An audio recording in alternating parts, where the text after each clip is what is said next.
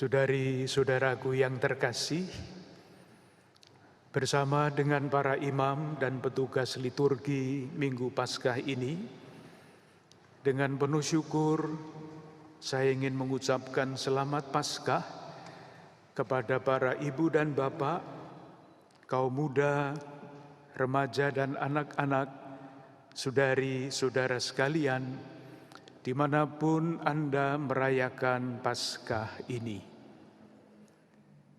Saya sangat menghargai semangat iman saudari-saudara sekalian yang dengan kesulitan yang tidak kecil tetap berusaha untuk merayakan Paskah ini.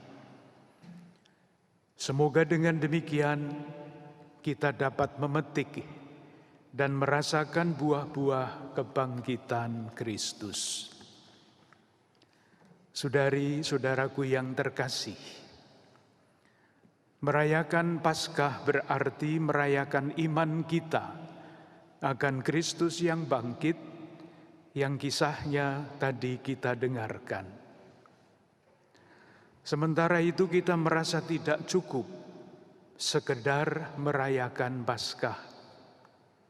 Kita ingin menjadi manusia-manusia Paskah, menjadi pribadi-pribadi Paskah. Pertanyaannya adalah, seperti apakah yang namanya manusia Paskah itu? Itulah yang disampaikan kepada kita oleh Rasul Paulus, dulu kepada jemaat di Kolose, dan sekarang disampaikan kepada kita. Manusia atau pribadi Paskah adalah pribadi yang seperti Paulus menyatakan, Kristuslah hidup kita. Kesadaran ini diungkapkan oleh Rasul Paulus dengan berbagai macam cara. Misalnya, ia menulis kepada jemaat di Galatia begini, bukan lagi aku yang hidup, tetapi Kristus yang hidup di dalam aku.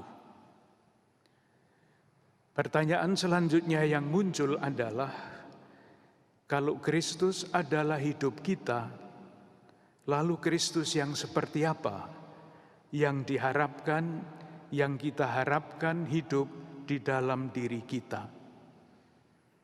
Salah satu jawaban kita temukan di dalam khotbah Petrus yang tadi kita dengarkan. Kristus yang wafat dan bangkit untuk kita, dan yang sebelumnya Kristus yang berkeliling sambil berbuat baik. Ketika kita semakin rajin berbuat baik, itu berarti kita menjadi manusia Paskah yang semakin sempurna. Saudari-saudaraku yang terkasih, sementara itu pada lilin Paskah yang ada di depan kita selalu ditulis tahun ketika Paskah itu dirayakan, tahun 2022, dan setiap tahun lilin itu berganti. Maksudnya jelas, yaitu agar perayaan Paskah mempunyai makna dan pesan yang relevan untuk tahun ini, tahun 2022. Maka dalam rangka itu kita dapat bertanya, perbuatan baik yang mana yang dulu selalu dilakukan oleh Yesus, yang sungguh sangat perlu terus kita usahakan di tengah-tengah masyarakat, bangsa, negara, dan tentu saja keluarga kita. Untuk menjawab pertanyaan ini, kita perlu meletakkan Paskah di dalam konteks hidup kita. Saya tawarkan beberapa konteks. Yang pertama adalah konteks yang masih tetap aktual, wabah COVID-19. Kita semua bersyukur karena kita sudah merasakan bahwa saat ini ancaman wabah COVID-19 sudah mereda meskipun belum hilang.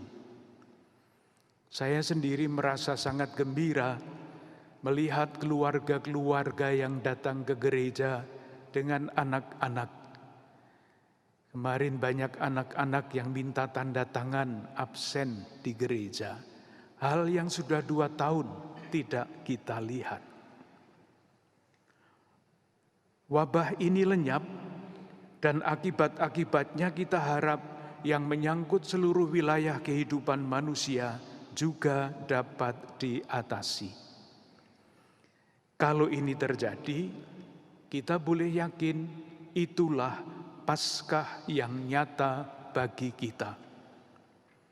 Dalam konteks ini, menjadi manusia Paskah berarti ikut ambil bagian, ikut ambil peran dalam bentuk apapun, sesederhana apapun, agar wabah COVID-19 ini cepat lenyap dan akibat-akibatnya dapat cepat diatasi.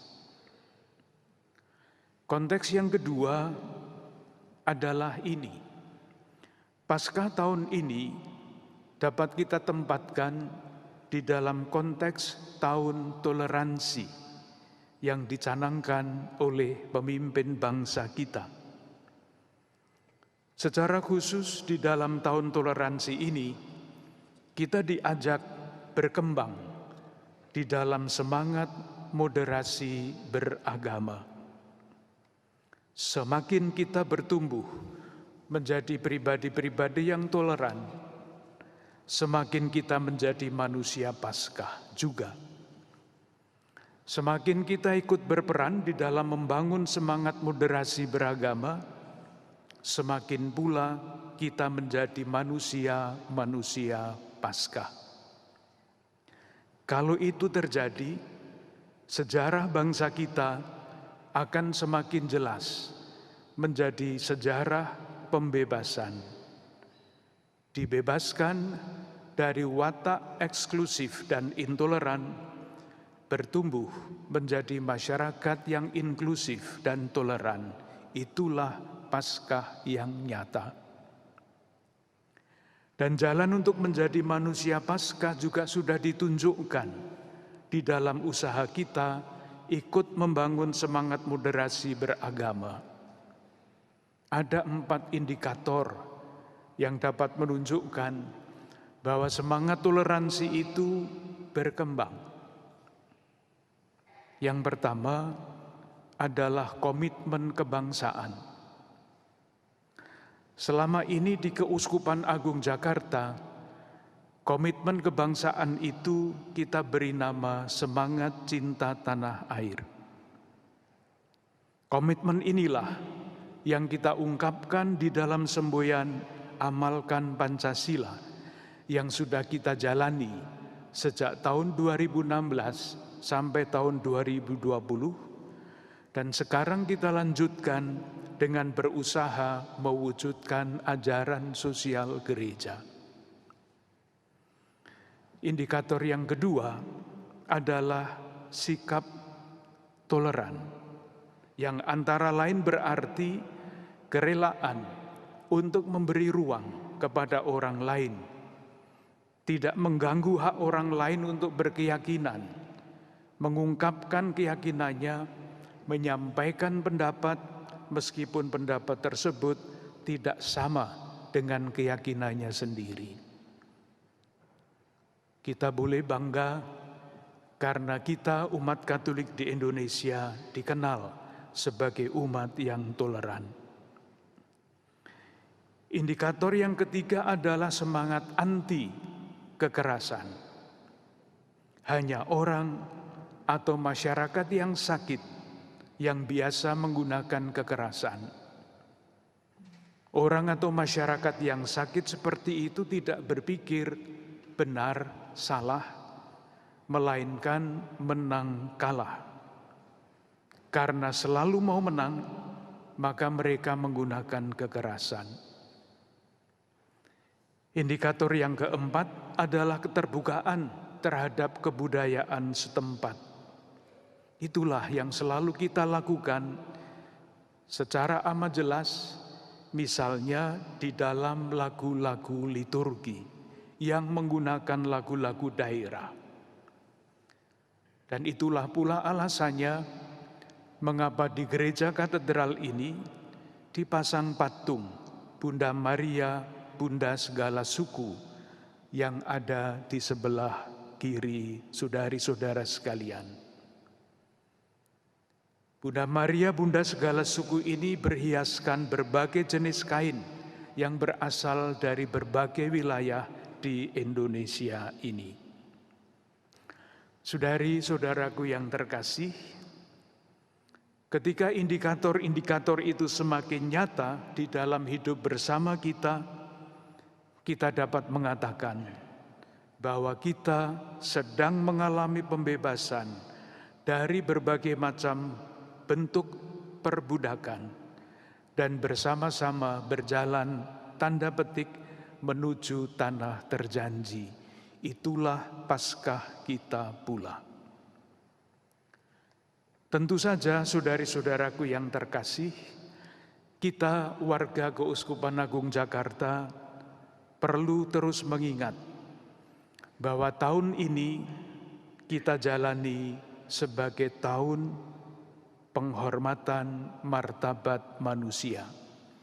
Di seluruh gereja di Keuskupan Agung Jakarta dipasang banner seperti yang ada di situ. Penghormatan terhadap martabat manusia.